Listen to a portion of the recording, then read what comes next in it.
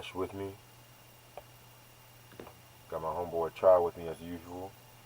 Uh, And the album we are going to review today, a few people requested me to do this one, is Janet Jackson's All For You. This was released in 2001 on Virgin Records. Big shout out to Ashley for this one. She hooked me up with a copy a couple of days ago, so Ash is a goat for this. Um, Okay. yeah, this is her seventh studio album.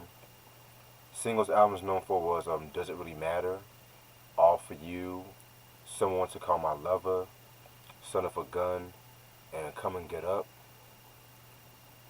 She pretty much handles all the songs to herself. Producers include Jimmy Jam and Terry Lewis, of course, Janet Jackson, and surprisingly, Rock Wilder, who you guys know who Rock Wilder is. He did some joints, for Method Man and Redman, Busta, Exhibit. Kind of interesting to see Rock Wilder on a Janet album, but yeah. All right, so I don't know if I ever asked you guys this, but just asking y'all, how did y'all get into Janet Jackson's music? got into Janet when Control dropped. When I first, well, I mean, I used to see Janet on Good Times when she played Penny. You know what I'm saying? And then I seen like an old clip, like television show or something when Jackson 5 was and she came out and was like dancing and shit. I forgot. I think it was Ed Sullivan, but music though, like I didn't hear the first two Janet albums. Like that came like way later, but Control was like my introduction musically to her. And she came out with what have you done for me lately, and so that was a great song, and that bass line was crazy, and then Control and all the other joints, and then through the years, she come out with Rhythm Nation, one of her best albums,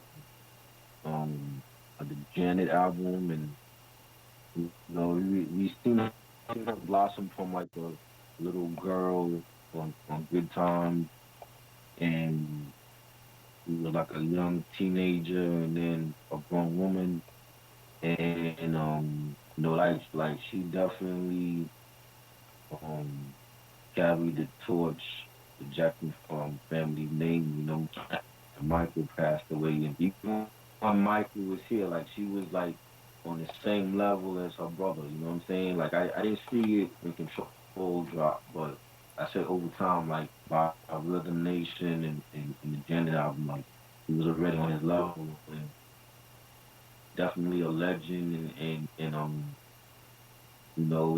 it's that connection with Jimmy Jam and Terry Lewis, like they just had it. They had all the hip hop.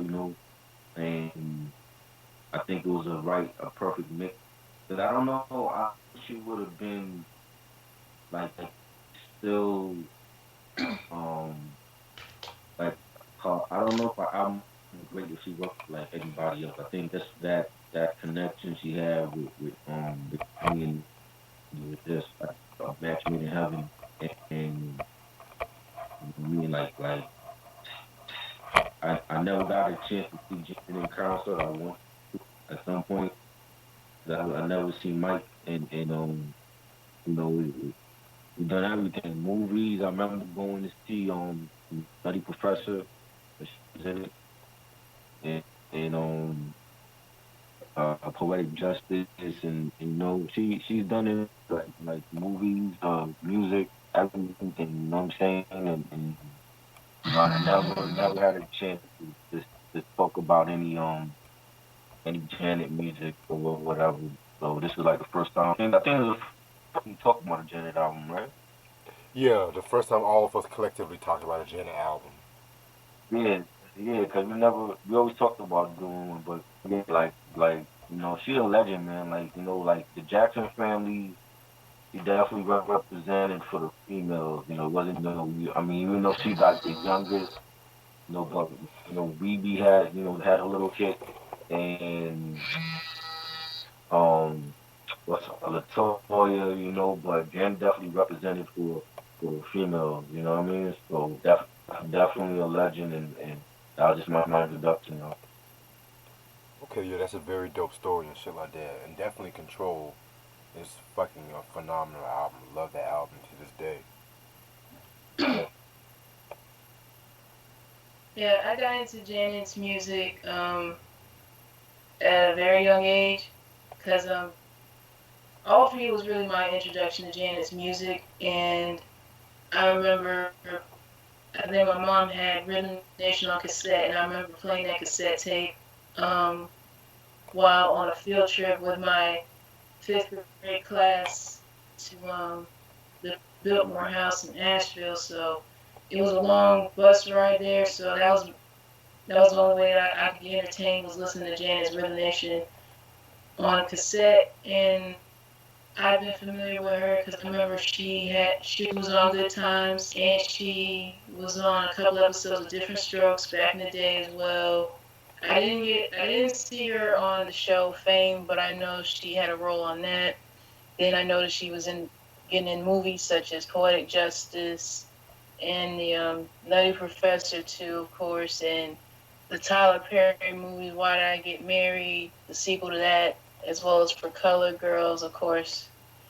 And over the years, I've been listening to her music, and I have some of her other stuff, such as Control, Velvet Rope.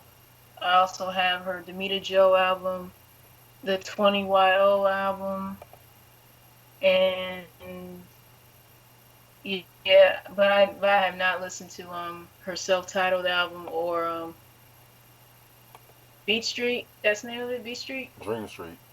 Dream Street. Okay, all right, yeah, those are the only two I have not heard from her, but I know I'm getting Unbreakable sometime this week.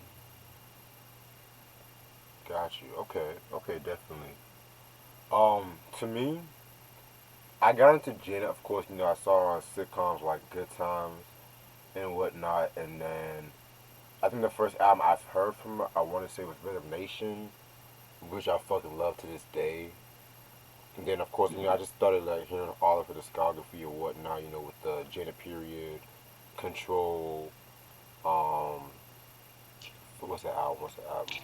Velvet Rope and whatnot too. So Hmm. it's just something that I've always just grew up listening to Janet's music and shit. Alright, so yeah, you guys should know who Janet Jackson is. Um, Pretty much the last album that I reviewed from Janet was actually the Velvet Rope. And so after the release of the Velvet Rope, she pretty much, went on tour. She went on tour, she appeared on did some soundtrack placements. She did a thing with some movies. She did a thing with some movies too. She appeared in the second movie, The Nutty Professor 2, The Clumps, which was opposite Eddie Murphy, which the single Doesn't Really Matter was used at that soundtrack. But the biggest shift in Janet's life happened when she actually divorced her husband, Rene Elizondo Jr. Now, a lot of people were kind of surprised because no one knew Janet was married.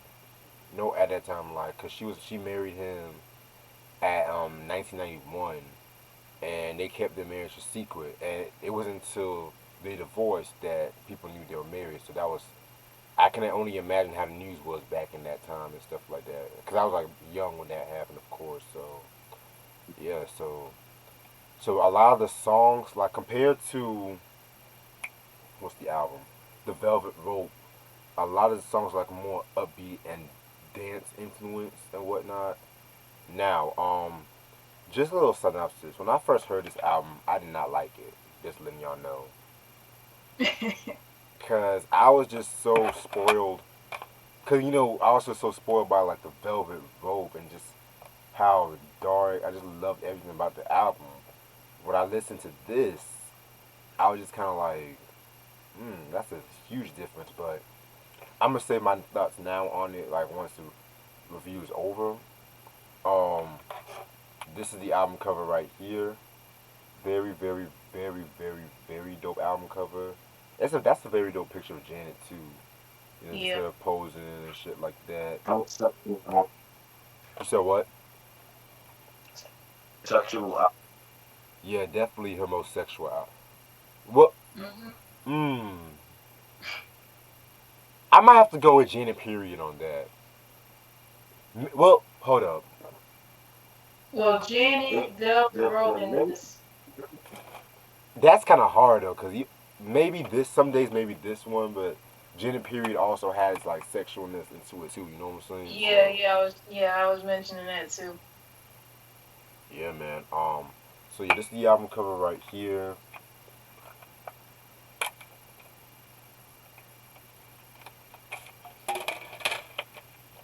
All right. This is the lyrics to the song. Plus another dope picture of Janet right here.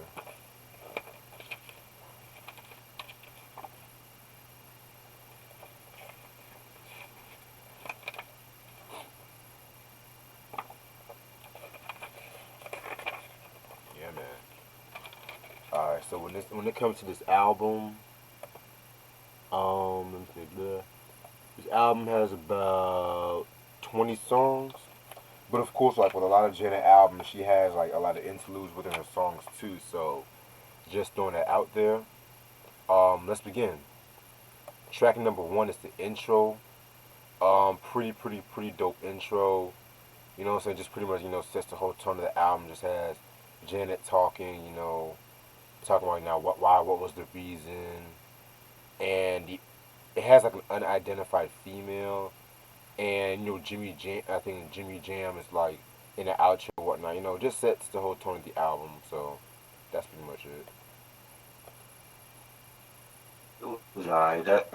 It was Janet was flirting. It sounded like she was flirting with Jimmy on the end. Like she telling her friend, like, "Oh, I like Jimmy." I mean, what kind of crazy shit? Like already off the bat, I'm like she's starting off with the shits. You know what I'm saying? And Right.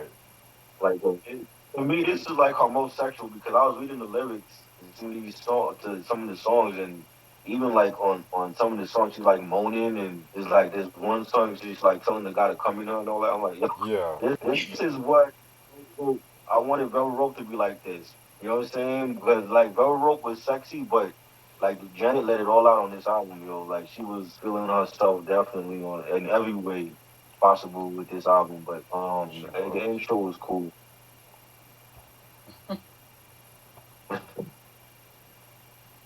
Yeah, the intro it was alright, but but I got like a little annoyed when she was sounding like Fran Drescher towards the end of it. I'm like, wait a minute, what is Janet doing? I mean, it's like from what Trout was saying, it's kind of like she was being flirty and playful at the beginning of it. I'm like, what is going on? Yeah, man. That's the fucking intro, and then it leads into the next track, which is called "You Ain't Right." Um, pretty cool track. Pretty cool track. Like not really one of my favorites, but it definitely has like a nice beat, like nice way to start off the album and stuff like that. Um, yeah, man, nice song. Just to get ready for this album. I love the line when she says, "The doctor said he'd give me something, and I'll be all right. I still feel queasy, feel uneasy. No more drugs for me. Friendships I cherish. Oh, let very few in the circle." I said, "These walls I don't let down." Yeah, man, definitely love that line. Very cool song and shit. I like it. It has that hard signature Rockwilder beat. I think Red and Meth I could have definitely heard them on here if Oh yeah. she wanted to do any feature because it has that Rockwilder sound. Mhm. Nice drums and scratches and the bass line. And when she's singing some friends you grow old with and dear to and I do believe not with her, but not with her like I thought. Let her in and I'll get stabbed again. Who's she referring to? It sound like it's a personal song, and she's referring to like some old girlfriend she used to have or whatever. Because like the song, you could hear like she's talking about like having like a friend and like the friend went behind her back and stuff with her man or something like that. Yeah. And I'm like, is that it basing this off of like a personal experience or somebody she know? You know what I mean? So a lot could be said when you read like lyrics like that. So I think she's like talking about somebody that she knows.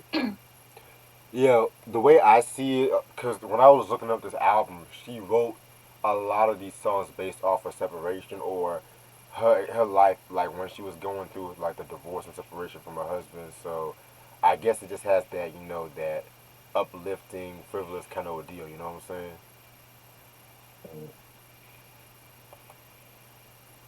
You ain't right. It's a very good song. I like the beat and everything to it, but while I was reading through some info about this album, I think this song could have possibly been about um who her former choreographer was, it I guess, from back in the day, Yeah. from what I was reading. Mhm. And I guess they were like real close friends at some point, but I guess they're not anymore.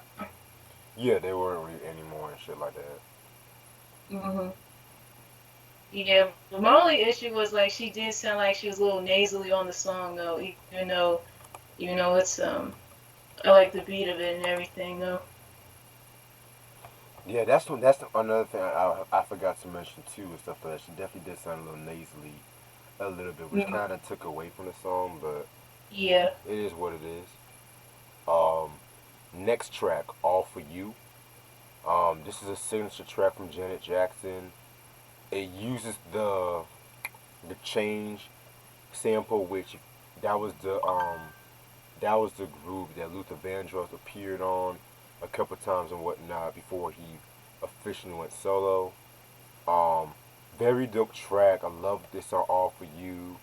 I mean, it's a classic track. Like everyone knows this song. Like, every time you hear that, I done got in the party looking at money.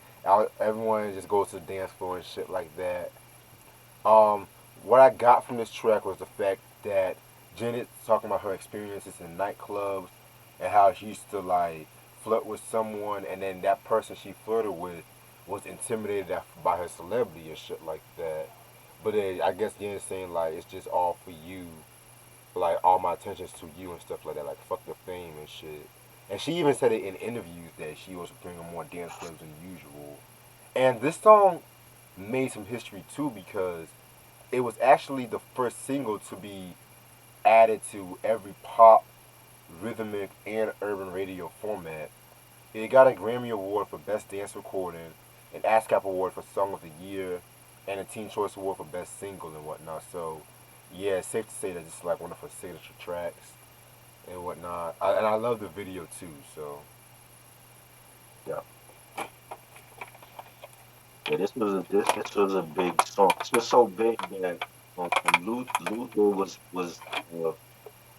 uh, Luther when Luther was on tour and he was performing the song. Like I think he put more emphasis on letting people know, like at least the young generation, that this is his song and not her song. You know right. what I'm saying? Like, 'cause like my mom met Luther in person, and she went to like a lot of his concerts and told me like when he played this song, especially when the song was out, he made it known that this is his song. And Janet asked permission, and he gave it to her, and you know what I'm saying. I think maybe Luther might have been in his feelings because this is so well for Janet. You know what I mean? And it was a great song, and definitely a party starter. And like Reg said, like she telling the guy to come over and holler, don't be shy, you know. And I love it. I think it's one of her best hit singles, in her career. Definitely a great song. Yeah, very, very dope song. And it's kind of crazy too, because like Luther and Janet, like when I read, they appear to be very close to one another and shit like that. So Yeah. Yeah, that's right. They did a song on the More Money soundtrack. right, Yeah, I remember that. Yeah. Yeah, All For You, it's a very unforgettable song. I remember hearing the song getting played almost any and everywhere at that time. And of course, the video was great too, and it's just a infectious song that you really can't escape, no matter how hard you try. It just makes you want to get up and move and dance your heart out at a party or whatever. And I'm not surprised this song was the biggest smash hit off this album. Yeah, I definitely feel what you're saying and shit like that. Cause I remember like hearing this song a lot on the radio too, and Mhm.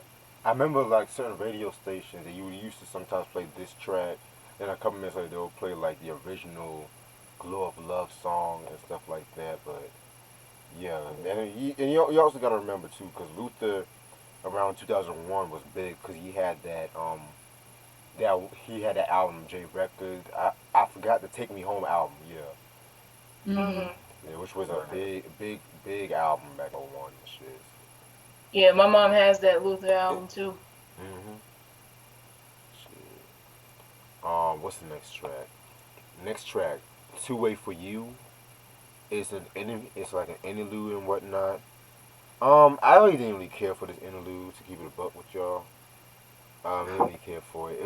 It was just like I think like her on the phone with like Terry and whatnot. It was Yeah. pretty short. And it's just basically like a two way like this. It's playing the All For You song, and I don't like none of the outros on this album. But I never really cared for her outros. Like she would fill up a whole album. It'd be like 20 something songs, and then like 10 of them is like outros, Right. and then, like they last for like Mhm. seconds. You know what I mean? But Mm-hmm. I didn't like the outros at all. Yeah. The only time I really cared for like the interludes was like maybe like Rhythm Nation and some of the Janet Period albums. But Mhm. even the Janet Period album had way too many skits too. Yeah, yeah, Yeah. Yeah, I know what you mean. I really wasn't paying really that much attention to the intros like that, because I mean the only exception would be from Rhythm Nation and the Janet album, of course. And I know when her other albums after this, I know she's still been doing that too. Like I think Demita Joe has some interludes in there as well as on the 20YO Yeah. album. So Yeah. yeah. Okay. Then we get into Come On and Get Up, which is the next song off this album. Come On Get Up, I think that was like another like sort of single. The song definitely sounds like it could have been made today, especially like in listening to that intro. Mhm. Very dope song. I love the beat to it. Excuse me. Definitely had like that up, and definitely has like that like dance feel and shit like that, which is definitely something very different from Jimmy Jam and Terry Lewis and whatnot. Very different. yeah. I like it. Has like some Indian type of drums to it. You know, nice bass line and keys, and Janet's singing. I feel so free.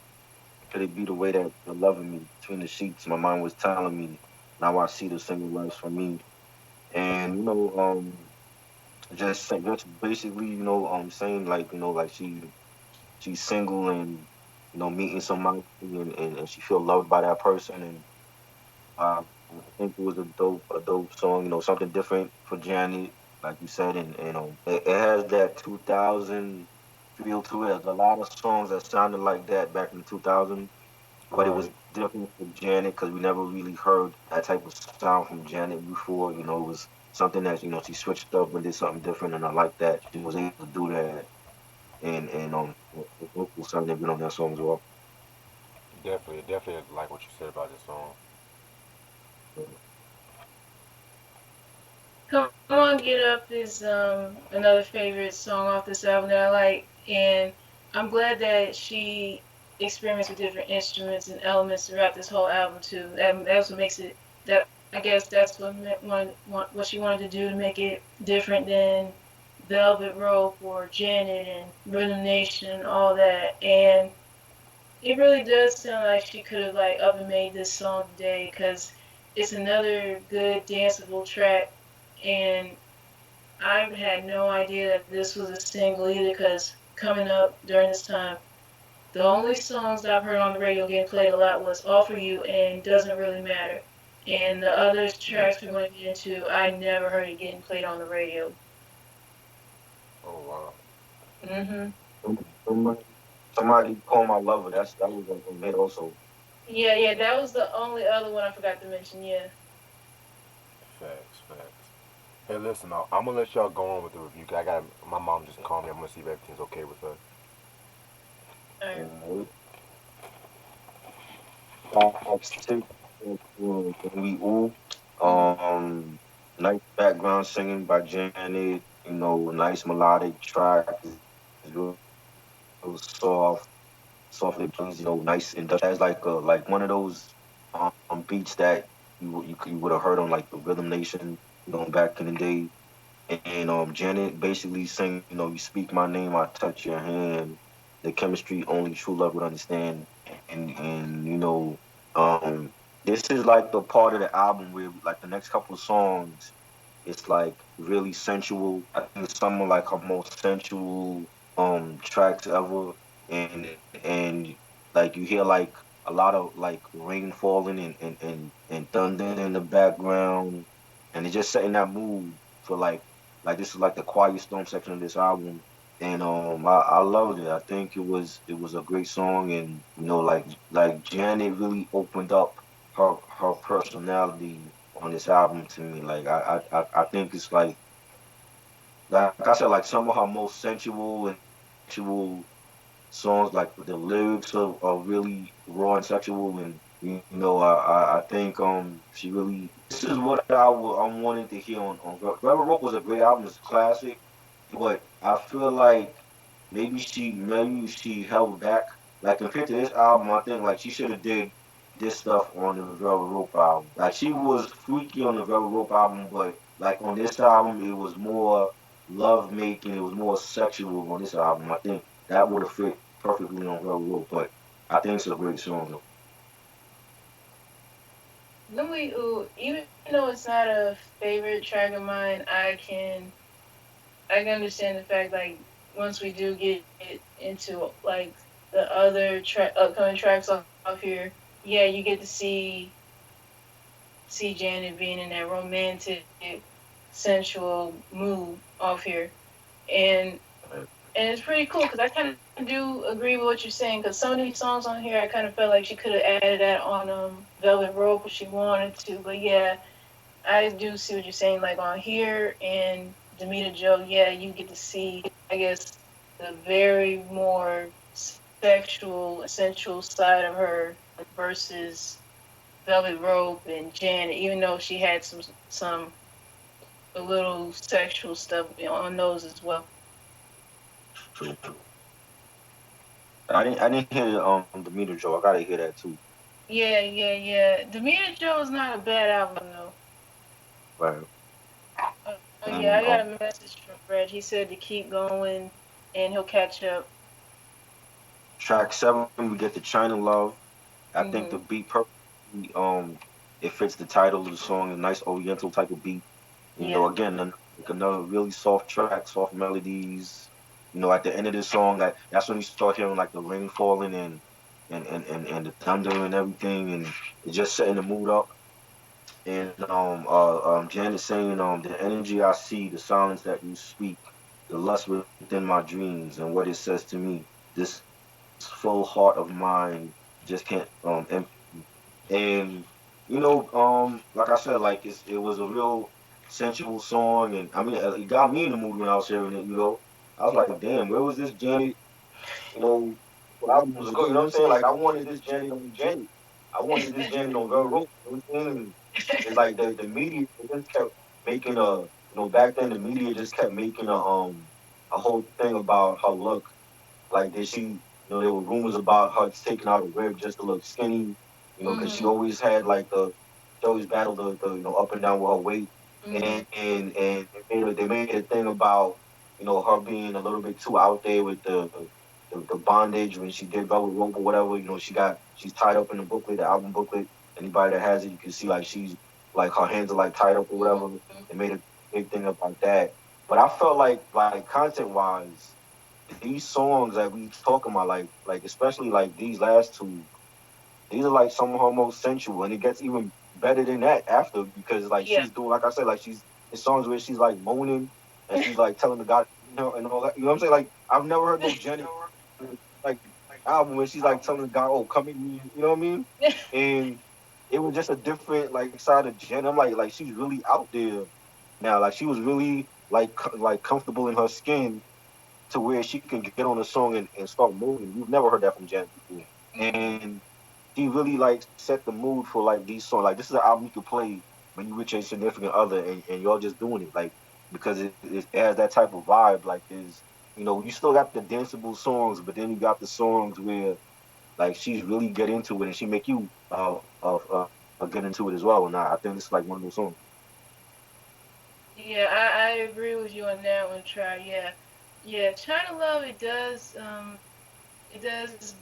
present the listeners like the other side of Janet. Because I mean, you do start off the album with the upbeat stuff, and then you get into the romantic and passionate and sensual stuff right here. And I do like the beat of China Love because like I said, she's been experimenting with different instrumentation and elements to it versus Right. her previous stuff. And yeah, I agree that it's like with this album here, and then of course Amita Joe, she really is like you get to see her progress more and more into the very very sensual stuff because it's kind of like she had to I guess slow it down for some of those or tone it down a bit when she was doing Janet and Velvet Rope because a lot of people weren't really expecting that side of her to be like that, but Janet's gonna be Right. Janet regardless, so I'm not surprised by the stuff that comes out of her mouth lyrically when it comes to sex Right. and all that. So yeah, but China Love is another favorite track of mine that I still love to this day. No doubt. And but I mean, like there was a time when, and I guess she's still like that. Like she like in interviews that she give, like she was like Michael, like she was shy. Mhm. But even back when she did like Control and when she did Rhythm Nation, she wasn't displaying like those type of love songs. Like Let's Wait a While is Right. totally different from any love song on here. Mhm. So it was like I'm back. I think maybe weight at the back then played a part in that. Maybe that's why she was more like held in, like she had like a Yeah, she wall up was or kind whatever. of like withdrawn or something like that. Felt like she Right. had to be reserved. Right.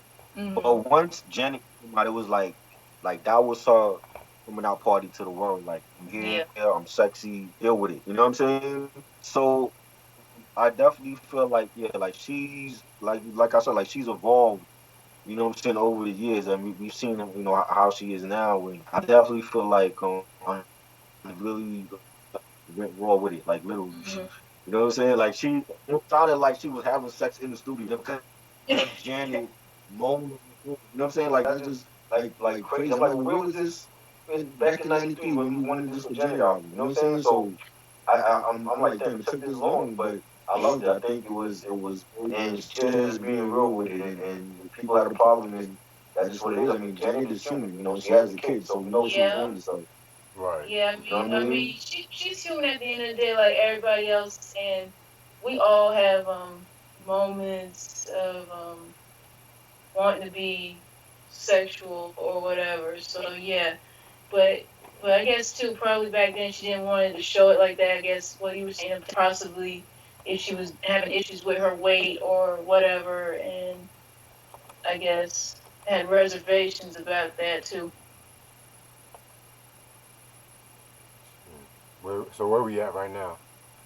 We Try and I we were done talking about China Love, so the next track is track 8, Love Scene. Okay. Well, I can pretty much give you my thoughts on both When We Ooh and China Love in a nutshell.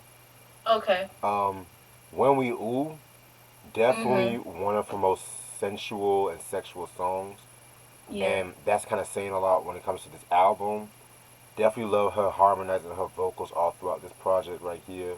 I love it. Um, China, the China love song, Mhm. very interesting song, very interesting song, and it was like from what I got, she was using Chinese imagery, to convey her sensual side and whatnot.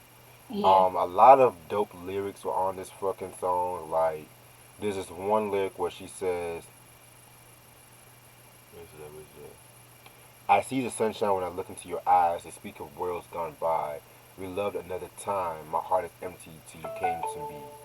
And I think she was talking about like reincarnation Like maybe like she was like this warrior or an empress, like in China and whatnot. And I just felt like it was kind of unique, something different from Janet Jackson and stuff like that. So I love it. One of my favorites off this album. Um, then we're gonna get into Love Scene, Ooh Baby, which is another dope sensual track. Definitely has like a feeling like it's like a 70s soul kind of feel to it and stuff like that. Um, Definitely a sensual song. Love this track right here. Um, yeah, yeah, man. Jen, she went in like I feel your touch as your hands move slowly up my thighs. You taste the honey, then begin to pour it slowly. Like definitely going to ham on these lyrics right here and whatnot. So yeah, very, very, very dope track. And definitely on this song. It has like a shawty vibe to it. It's real like real lush, real soft, you know. I like the beat and nice bass line, and again we hear like the thunder and the rain in the background. It's been happening for like the last 2 or 3 songs. We hear like Yep. it's thunder and it's almost like Jen, I could picture Janet like on a beach somewhere, like underneath a coconut tree, and she's writing these songs and while it's raining outside, and it just had that vibe, and you know, like she's sitting in a hammock somewhere, and she's like reciting these lyrics, and she did a lot of moaning on this on the background, you know, Mm. and it's a lot of heavy breathing on the song, and you know, she's singing, you whisper words and fantasies in my ear. You know this I like. Just tell me how, when and where you want me, and I'll be there. And I like I said, like I think it's one of her most sensual albums and songs, and she just put me in that mood. Like the last like 4 or 5 songs, it was like you hear like a room background, you hear the thunder going. I'm like, this is like perfect nighttime music to get it on with your boo, and I loved it. Right. Mm. Love Scene. It was of course another very sensual track right here. For some reason, the vibes off this song here, it kind of made me feel like she could have used it in Velvet Rope, and of course, the sound of it just sounds so different from anything she's done in the past, of course. So of course, she's experimenting with different elements and sounds. So even though I don't consider it a favorite song, but yeah, it does get you in the mood to be with whoever you want to be with. Because of course, we know what happens at the end of the night. People getting it in. Mhm. Mm-hmm. Yep. Definitely, man. Definitely. I love this track right here. Oh, would you mind? Oh boy. Mm. Very controversial song Yep. at when it was released. So I know a lot of fans. This is like a lot of fans' favorite song off this album. It's Let's definitely see like why. Yeah. it's definitely like very sexually split. Like probably like one of her most sexually split songs ever. Like just Mhm. that touch you, tease you, lick you, please you. Like I've heard that like sampled a lot in my opinion. I heard that then they kiss you, suck you, taste you, rise you. Like definitely just going in on this track. The reason why it was controversial was because of the fact that the in the U.S. the album was actually banned. The album was actually banned like by the government of the Singapore, just like Velvet Rope. And so when it came down to the USA, um, it took them 3 months after the album was released to put like a parental advisory sticker. And a lot of record companies they don't want to sticker their albums and stuff like that because certain stores like Walmart, they don't put the parental advisory sticker there. Like all the albums are like clean and whatnot too. So when the time the album was actually re-released with the parental advisory sticker, it was already platinum. And if you look at my copy, mine does not have like the sticker. It's just And mine got the sticker on it. Mine got yeah, the I sticker got on it too, and it doesn't have a sticker, but yeah, yeah. So yeah, and it's just like what. it ain't edited. Mine ain't edited. Mm. But yeah, man, it's definitely a very dope song. Love this track. Song that can actually get you in the mood.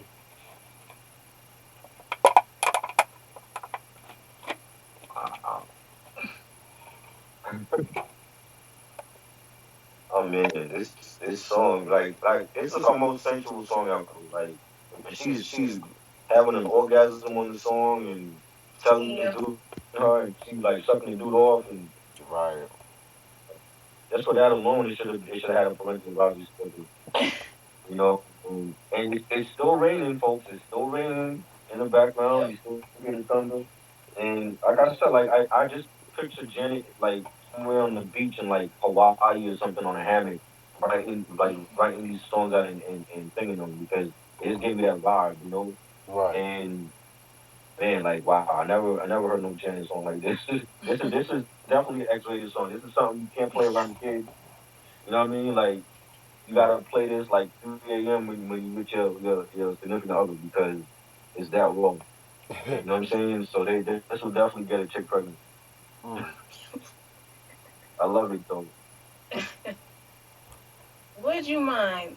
Okay, I remember when Janet had that All For You concert in Hawaii. It was on I think HBO back during this time.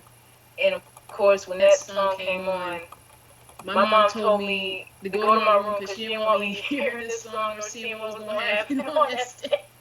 And I had to Oh wait until shit. she was done with the song so I could come back and watch the rest of the concert on TV because my mom did not want me to hear this because I had to have been 7 or 8 years old when I heard this, and my mom did not want me to hear that because I was way too young to know what was going on at the time. Oh wow.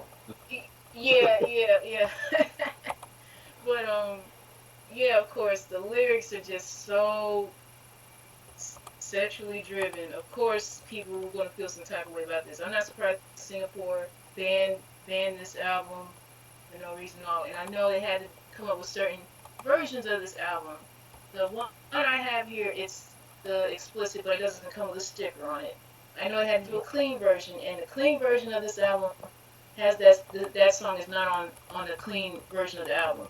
Just letting you know right there. And I don't know if the vinyl version of the album has this on there either. So yeah, but it's one of those songs that oh yeah, it's like about to be some rated R or triple X type stuff about to happen here. Just the lyrics alone for her saying, "Let me touch you, kiss you, tease you, lick you, suck you." And I'm like, whoa, like dang, like she was holding nothing back when she was recording this song. And then it's like when you hear her moaning, and it's like, okay, she's having an orgasm, and it's kind of like you kind of expecting her to, I don't know, come while doing the song. Even at the end, she's like, "What the? I didn't even get to come." And then she said, and then she Right. asked, "Did you?" I'm like, So "Oh my god!" Like Janet can do no wrong, and for those who feel like she need to be censored for the stuff she says, y'all can kick rocks for that, cause she ain't gonna be toning it down for nothing, for nobody. I'm telling you, this one and Davita Joe are the ones that you really get to see like a whole other side of Janet being very more sexually explicit versus the stuff she's done in the past. I'm telling you. I definitely agree with you on that. Mhm. Definitely.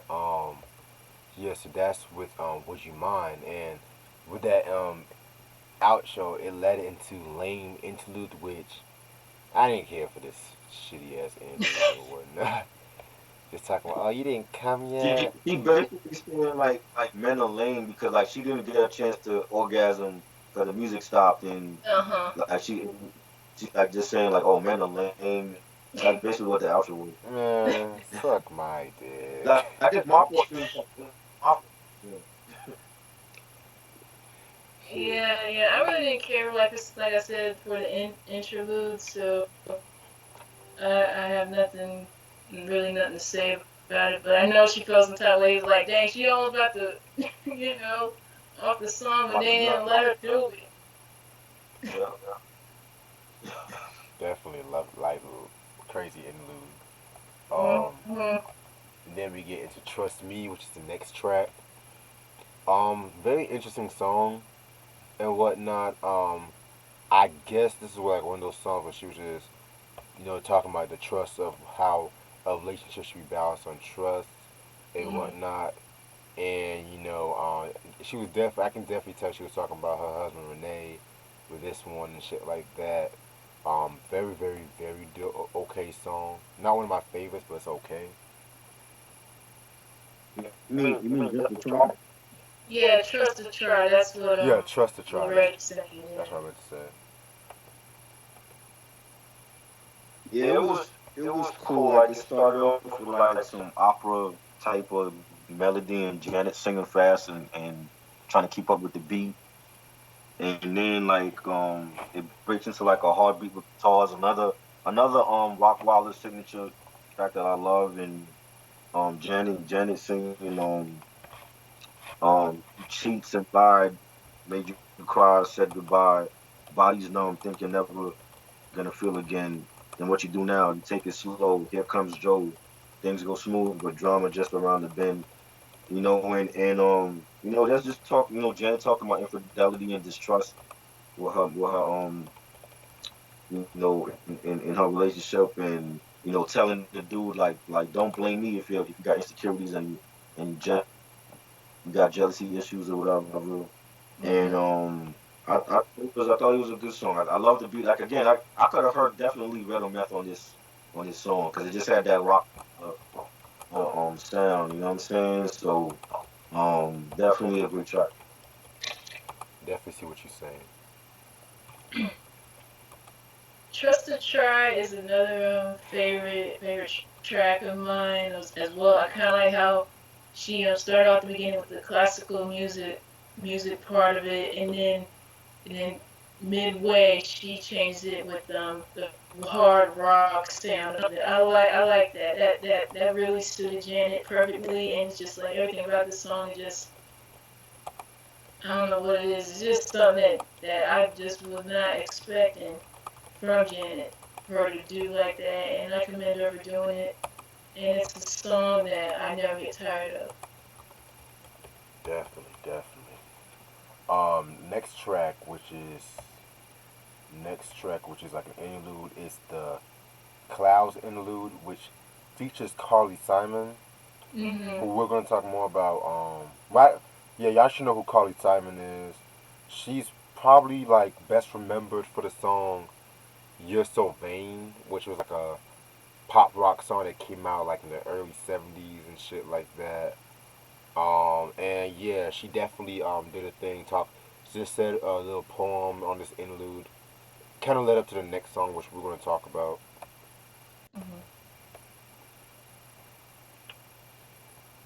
I didn't care for it. Like I'm like, if you have Carly Simon on your album, put it on a song. Like why just like a 5 second skit. You know what I mean? I just think it was wasted. She Yeah, could have been on the whole song. Yeah, I kind of feel what Charlie was saying, but yeah, but then too, Janet features Carly in the next song we're gonna get into anyway, so it's a good thing that she did. But like I said before, I really did not care for the interludes of this album, not one bit. yeah, I definitely see what you're saying. And like I said, it leads us into "Son of a Gun." I bet you think this Mhm. song is about you, which Mhm. ironically features Carly Simon. It Yeah, it covers and pays homage to the song like "You're So Vain." yeah, As from what I got from this song, like this was pretty much a song talking about her divorce from Renee, and I think like he was trying to extort money from Janet Jackson and some shit. And so with this track right here, it's just basically taunting him and whatnot, and kind of interesting too because both Jimmy Jam and Terry Lewis actually asked Carly Simon to and for the right to this song and stuff like that. And so not only did she give them the rights, but they invited her to be on the song too. So definitely one of the strongest tracks off this album and shit. Very dope track. I like it. I like the was it? I think Missy was on the remix, right? Oh yeah, Yeah. Missy was on the Monster. remix, and there was a Puffy remix too. Oh, I didn't hear the Puffy one, but that I figured. Yeah, this I like the melody is really sinister. It's really dark, a really dark song, and nice beat, and Janet wants warning that person like I bet you think this song is about you from the beginning, and you can tell she's talking about somebody, and she like the way that she's saying it's like a real like sly, it's like a real sly slick style that she has when she's singing, and I like what she said who you gonna lie to, who you gonna cheat on, who you gonna leave alone, or what you gonna tell her after she discovers you don't really love her. And I think it was a dope song, and I didn't know all that stuff about Renee. I know Renee used to do her videos, and he was like the guy. Like, if you ever seen the poster for the full album cover of Janet, he's the guy holding her boobs. Yep. That was her boyfriend at the time, Renee. But Yeah. I didn't like the extortion and all that. So that's crazy. But yeah, that was definitely a good song.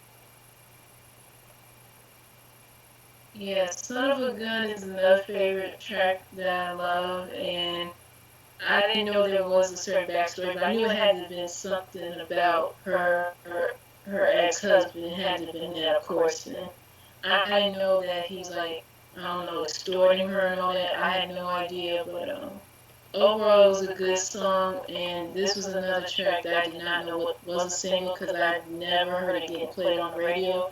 But I have seen the video for it, and I've heard the remix featuring Missy, but not the Puffy remix.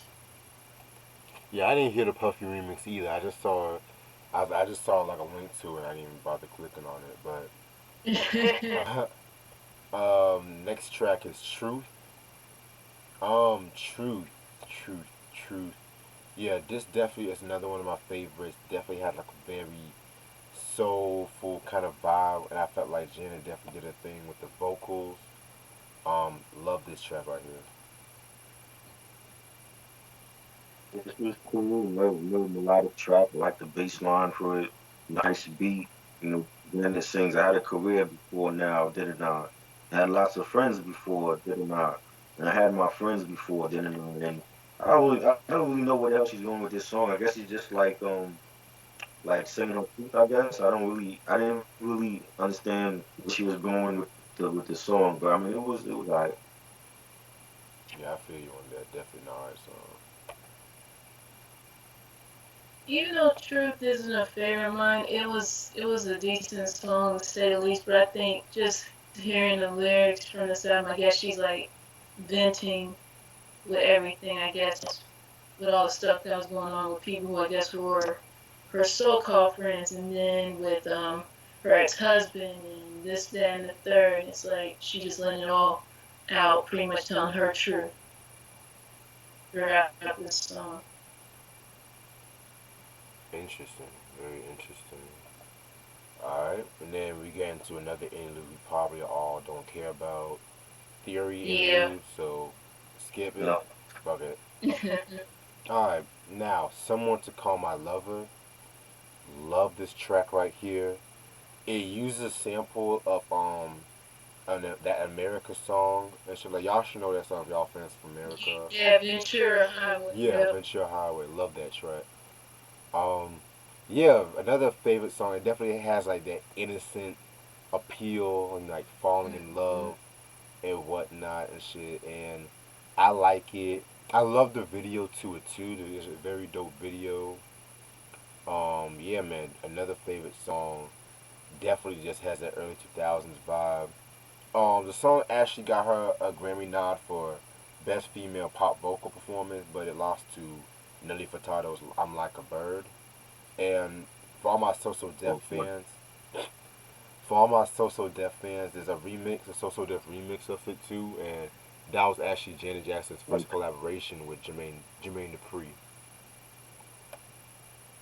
Which I think I that I'm, was like I heard him in the interview. I think that was like the first time she worked with him, yeah, Yeah, her first collab with him. and then like later on that they eventually hooked up or whatever. I love yeah. that remix. The remix, JD killed that remix. I haven't listened to the remix. Yeah. And yeah, the original version is cool though. It's good. It's more, it has more of like a pop feel to it. You know, nice guitar strings and nice beat. The bass line was dope, and Janet singing "Friends Say I'm Crazy because I easily fall in love. You gotta do it differently, Jay, this time." And just it was real playful, a real upbeat song, and Hey mom, how you I love it. doing? I remember the video. It was like she was like I think it was like her car broke down or Yeah, everything's something, fine. I'm and she just went to finishing like up some some park work. or something, and then JD is there, and I like the remix though. Like JD killed that remix, man. I love that joint, but Yeah, I'm yeah, not. definitely a dope song. Alright. Not yet. Someone to Call My Lover. It's another favorite track of mine. And the first time I've heard it, I was a little kid and Alright, I mom. heard I'll it call at you. I heard it in a Love movie you too. theater. Way before the movie preview started and everything. But I don't remember what movie I went to see because I think I had gone with some kids at the daycare I attended at the time and but this is a feel good track for some reason like that. I'll never get tired listening. It just makes you feel giddy inside about wanting to fall in love or finding someone to call your potential love or whatever. It's just like a very good upbeat track to dance to, and overall it looked like in the video she was like having a good time wherever she was at. Yeah, definitely. I love the video and shit. Hmm. Then next track is "Feel So Right." Um, like another feel good track right here. Just feels so good. Like she's finding her lover. She's enjoying happiness in her love life or whatnot. So definitely a very cool song. Not one of my favorites, but it's still cool. Love this song. Banging track, banging beat, pianos, just sitting. Has like a real melodic feel to it, but still funky. And it's singing "Oh How Can It Be True? God Gift Me and You, and I won't take it for granted. I live for you. Our love for you is strong. With his can't go wrong, and I can't believe this feeling. So definitely one of my favorite songs on the album, and yeah, man, it's just a great track. Yeah, definitely a very good track. Feels so right, even though it's not my favorite track off this album either. It's a little catchy because of the chorus and all that. But I think throughout the song she was pretty much talking about what feels right to her. I guess with her being in love with whoever she's talking about in the song. So it was decent. Facts. Alright, and the next track is "Doesn't Really Matter," which was like a single, like I mentioned before, that was on the Nutty Professor 2 soundtrack. There's two versions of this Yeah, song because I know a lot of people were kind of used to like the soundtrack version, but yeah, with the album version, what they did here, they had like some dance breaks. They removed the intro and the bridge and kind of trimmed the chorus out a little bit. yeah. So just to clear that out there, this was a pretty straight song. Not this is like another song that was kind of like big and stuff like that. Yeah, man, definitely kind of introduced that whole dance pop sound when it came to, excuse me, when it came to Janet. Very cool track. I love it. I remember the video. It was a big hit. They played it a lot on 160 Park. Really nice singing by Janet. Nice beat. Real lighthearted track. I like the fact that Janet, like the way she was singing, it was like she was on like a key with it. And Janet saying, doesn't matter what friends are telling you, doesn't matter what my family's saying too.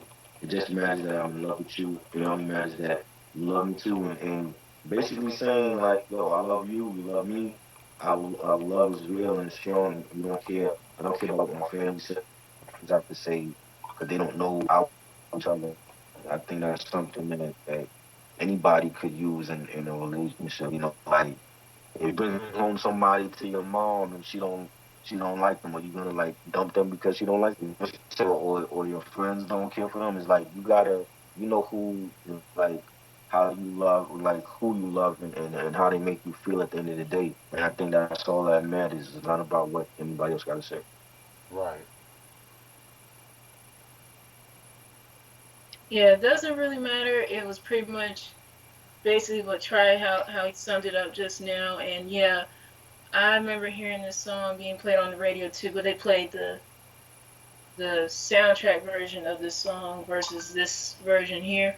Mhm. And of course, it fit well with the Nutty Professor 2 movie, of course, and because I know Janet's character in the movie, it didn't matter to her if Eddie Murphy's character was still smart or not. She was just gonna love him like regardless of who he is, and didn't matter if her parents didn't care too much for him or whatever. And yeah, Right.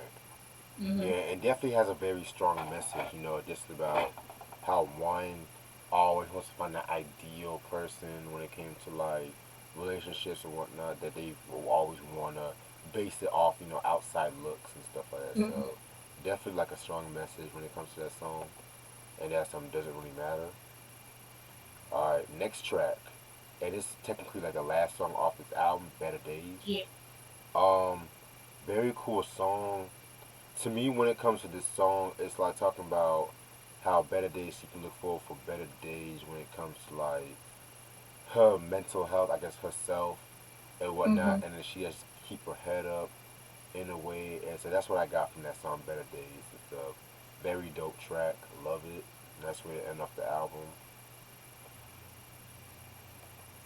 Yeah, I think it was a great way to end the album off and on a positive, note and I like the nice singing by Janet and had like a drum bass type of feel on the beat. And Janet saying, you when you live a nightmare, sometimes it's hard to dream.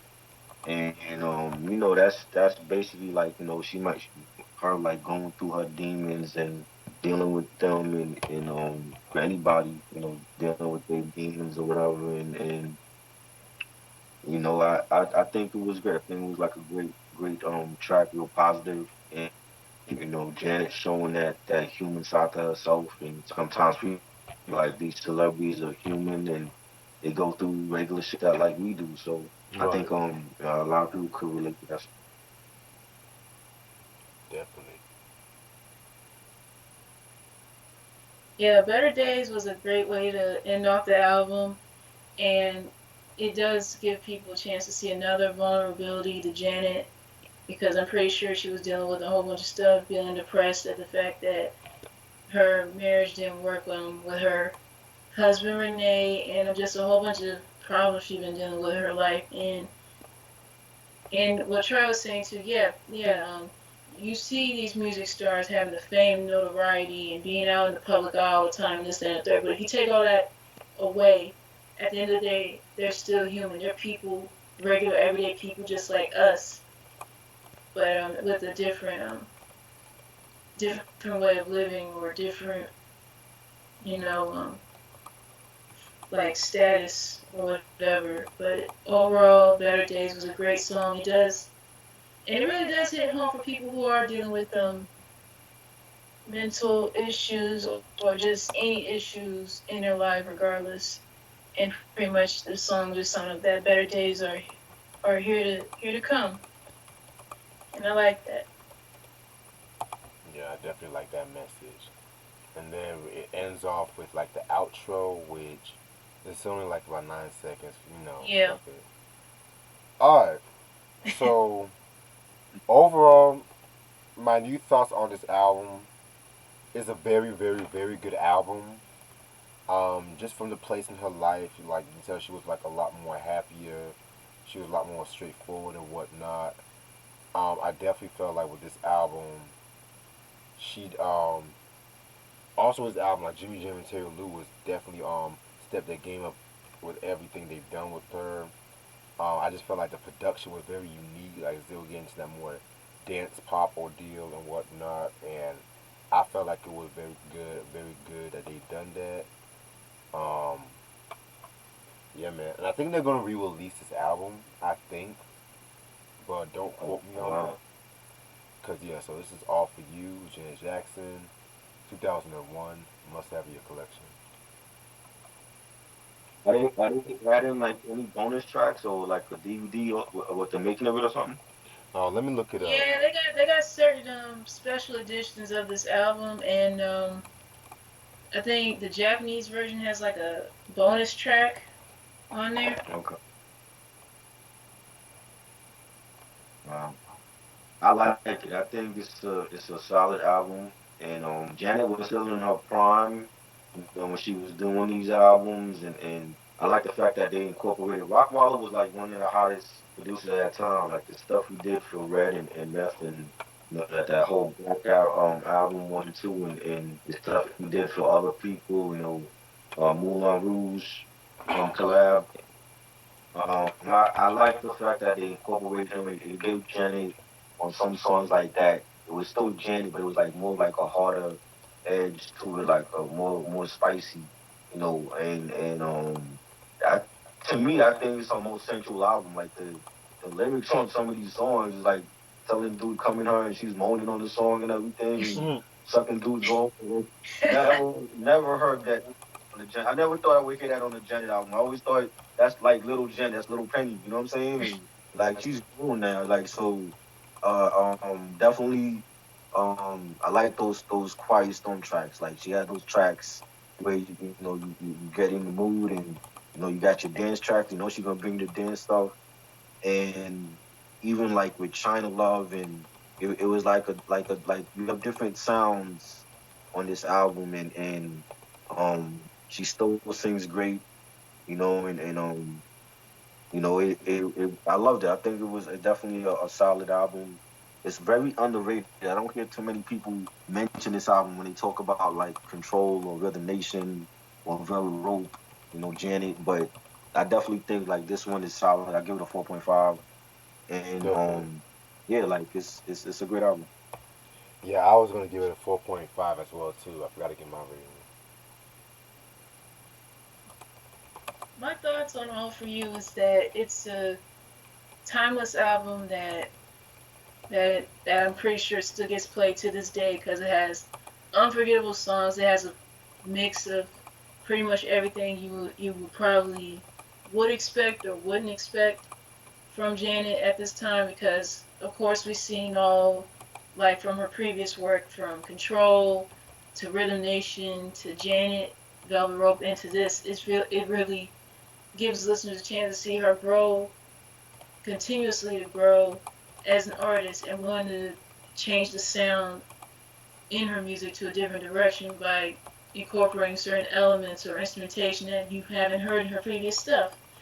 And of course, you get the upbeat dance tracks, and in the middle of the album, you get into like the quiet storm, sensual, romantic, or passionate tracks, what have you. And then somewhere towards the end, you get to see her vulnerability come out in stuff such as Truth, Someone to Call My Lover, Better Days, and it pretty much is a great album for anyone who is a Janet fan or is not too familiar with her stuff. But overall, I give this album a 4.5 out of 5.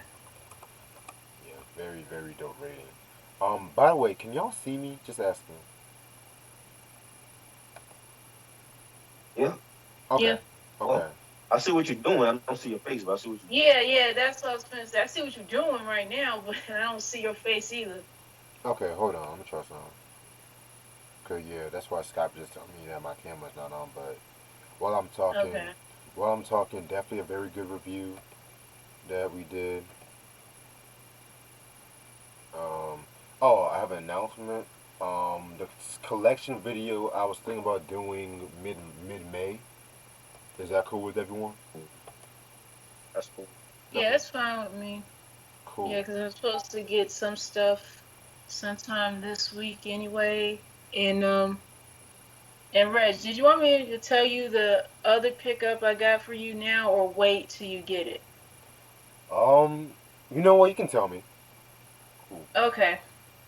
It's another Shantae Moore album. Okay. Her first album, Precious. Ooh. Okay. Definitely. Yeah, Thanks. Thanks. That was a no dope album. problem. Yeah, yeah, cause you're supposed to get it, I think May 4th. Okay. Cool. May Yeah. 4th. Yeah, and I'm gonna get you the album. I said I was gonna get you Drew Hill's first album, and I'm gonna get you another surprise album too with that. So hopefully, Okay. like I said, my fucking job didn't pay me, so I have to wait till probably Thursday to get it for you to when my other paycheck hits. So, which Right, I understand. that fucked me over, but I'm good now. Yeah, I know. I know you were pissed about that. I know. Oh my, yeah, cause it was just like I was looking forward for that fucking money. Cause Hmm. I had to pay my car note tomorrow and shit like that. But like I said, Yeah. things happen for a reason. So, Yeah, stuff happens. mhm. Yeah, I was gonna show y'all like a surprise CD, but I don't know what's going on with my webcam. But it's all good. I'll just probably show it to the next review we do.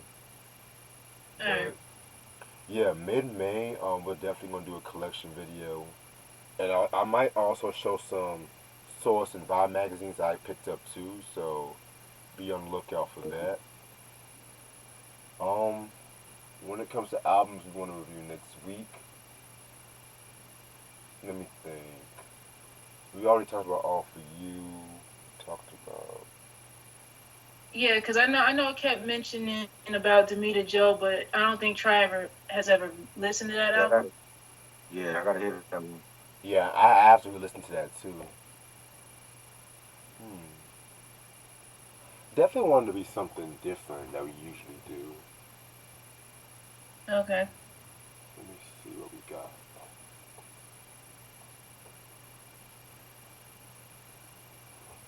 But you doing the Predator on Wednesday? Is that by yourself or is that with us? You doing? I'm doing what? The Predator. Oh yeah, that's gonna be solo. Okay. Yeah.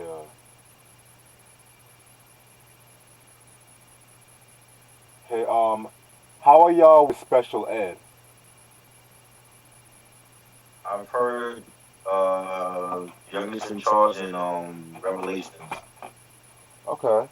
What about I've you? heard of that name, but I never listened to any of his stuff. Okay. Well, y'all trying to do a review on it this week? Youngest in charge. Yeah, I'm down whenever.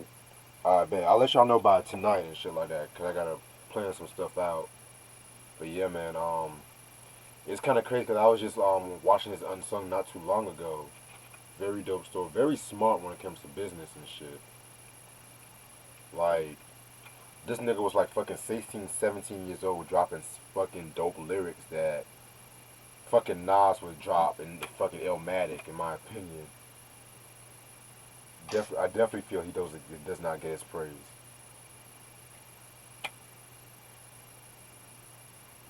Like what's your favorite album from Special Ed? Try.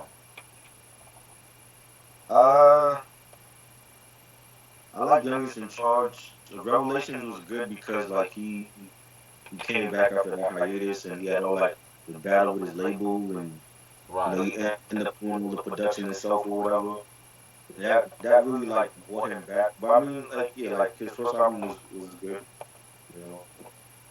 Yeah, man. I feel like his second album. That's to me my favorite one. Legal. Like Right. that shit had like that. Come on, let's move joint like Right. that. I love that That, shit. that was that was from a movie. It was. Yeah, I don't want to say I think it was Strictly Business, but I might be wrong. But I believe that was in a or Living Large, one of those like early '90s movies. Oh, I've heard of those movies too, Living Large and Strictly Business. Hmm. Yeah, man. I know Malcolm Jamal Warner directed that "Come On Let's Move It" video and shit like that. He also I think he directed the "Any Heartbreak" video too. I I remember think he was in the video. I remember that there were a lot of cameos in that video. Mm, yeah. interesting. But yeah, man. Like and his production too. Don't even get me started, man. Hmm. Like I love the joint like that Rims of Junior Mafia joint that he Yes. produced. Which I didn't. We also need to talk about conspiracy sometime this month too. Well, Yeah, man. Cause I've been on a Junior Mafia on listening well that album specifically. Cause I'm not touching the Riot Music album or I'm not touching that one. That bad. I heard like 3 songs. I wasn't really too crazy about it. That was Uh, after C's, Kim, Biggie died, and they dropped that like 2005 or four. Whatever. hmm. mhm. Yeah, I wasn't really too crazy about it. And Jadakiss was responsible for bringing them back together. For that Riot Music album. No, I'm talking about like the whole group. After like Kim went to jail and she stopped talking to Caesar. Jadakiss, he's the one Oh, that fought Oh, Caesar, Kim or whatever. oh yeah, yeah. I do remember that. Yeah. Damn man, cause I remember that C's Little Caesar Banker testified against Kim. I was yeah. like, shit, no loyalty whatsoever. Damn. But this is like what he basically said to them was like, like this is Biggie's group. Like Biggie brought all y'all together. Y'all grew up with Big, so like he'll be rolling in his grave if he found out that y'all not speaking and getting along with each other. So I think that was great for Jadakiss to do that because Jadakiss came up under Biggie as well. Of course, Mm. yeah, You know? yeah. And I'm glad that Kim is cool with Diddy too. 'Cause I know they were having a little issue at one point too. So I wonder where Lil Caesar's at these days. What's Yeah, good? 'cause you don't hear much from him. He should have been put out an album. Man. I know the first one people didn't like or whatever. It wasn't promoted right, but he should have been on like other. There was a time when he was signed to Rockefeller, or he was affiliated with them, and they never put out nothing for him. Oh wow. I can't see him on Rockefeller. I I mean, don't. because he was on the Dream Team album. He was on that album. You know what I'm saying? And it's just that for whatever reason, like I guess when Damon J started having their own feud, it's just like a lot of those artists got caught in limbo. Right. Mm. Um. Also this week, I'm also let y'all know about the No Way Out review too. Right. I forgot to mention that. Get all the puppy talk out the way. Yeah. Yeah, yeah. We'll do No Way Out first, then Youngest in Charge. I'll figure out another day to do that. But Okay. the Bad Boy reviews are always like the funny reviews and shit. So anything like Bad Boy esque is kind of hilarious. So Oh boy. let's just give this motherfucker all the praise for this album whenever we can. So, oh, and y'all know that they're actually talking about doing the Dr. Dre and Diddy battle, the beat battle and shit. Right. So it might actually happen. Yeah, it might actually happen. Oh god. East Coast West Coast Why? beef. East Coast West No. Coast beef part two. No.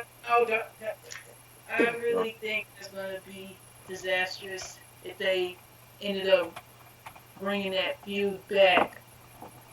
Ah shit, like and Sugar's in jail and shit like that. I wonder what this motherfucker will be saying.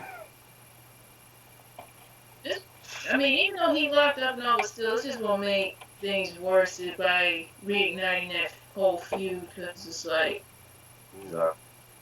what did they end up getting out of it before? I mean, like two of the biggest artists on their labels during the '90s ended up passing away over what? Mm-hmm. Bullshit.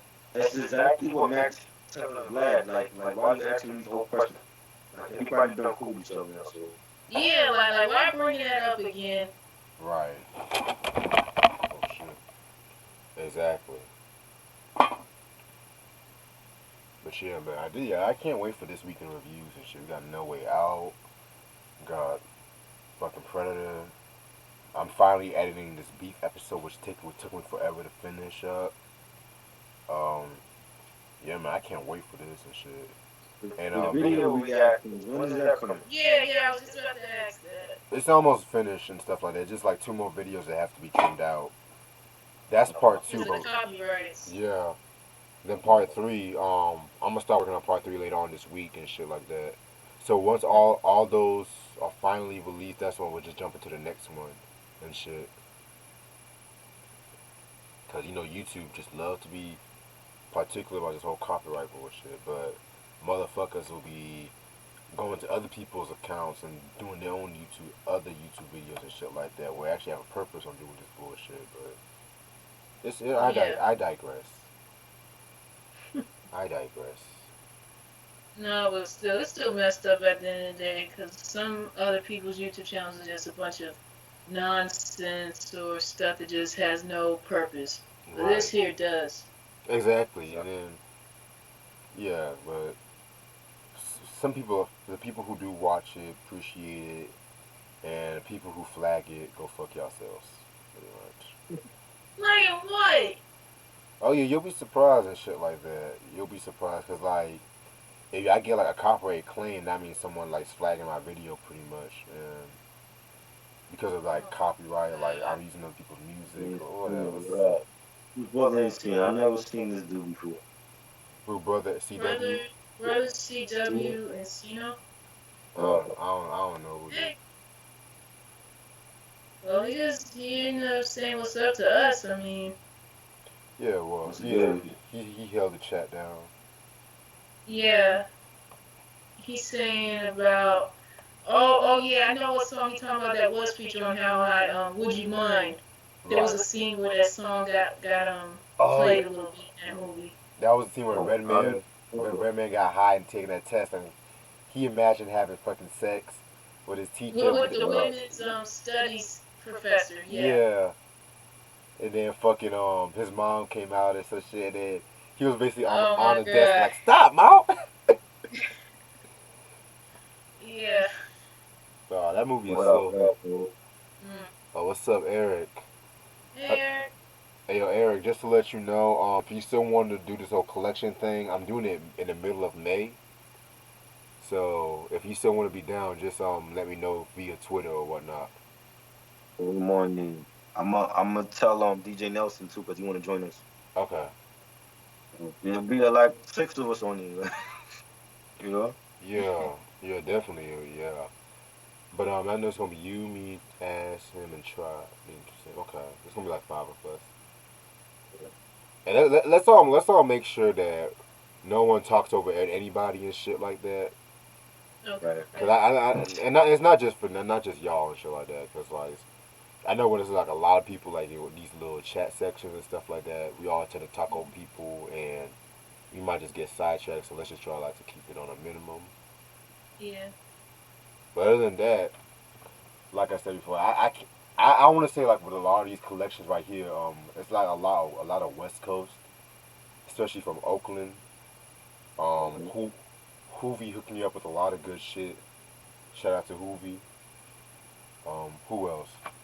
As far as vinyls go, since the vinyl store is still fucking closed due to a certain disease and whatnot, Mm. um, I'm kind of limited on the vinyls from whatnot. I only got one vinyl which I showed Try the other day, and so I don't know if I showed you Ash, but What is it? um, I'll take a picture and send it to you because I want to keep it on wraps. Okay. Right. But yeah, man, I cannot wait to show it all these albums to y'all. Cause like, yeah, man, I cannot wait because motherfucker can't hurry up in the mail and shit like that. But oh, and you got the album I sent you, Try, right? Did you get it yet? Yes. Okay, just making sure. Yes, and I'll try to send you at least two more by next month too. Cool, cool. Appreciate it. No doubt. Appreciate that lot you gave me too. But other than that, y'all, I'm actually about to charge this webcam up and I'm gonna end it off for the night. I'm gonna keep y'all posted by the rest of the night. This was a very dope review.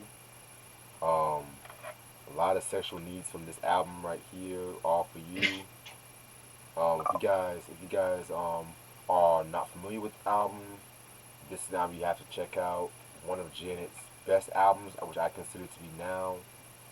Um, yeah, All For You. This was released in 2001. Must have in your collection. And y'all can like and subscribe to this video, of course. Follow me on Insta at MCRegMusic. Follow me on Twitter at RealReg1. Make sure y'all have a safe and good night. Peace. Peace.